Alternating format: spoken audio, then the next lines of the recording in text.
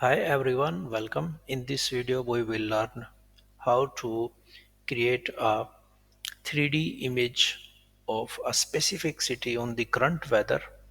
Let me show you an example.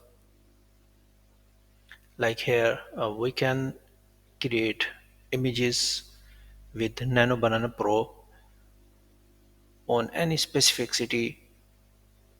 So I will share a prompt with you and in the description, and we are also pasting here prompt, and here I will specify the name of city.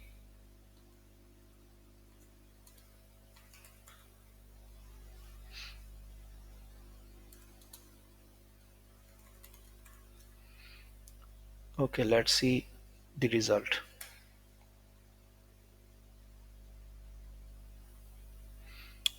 Amazing, we got it.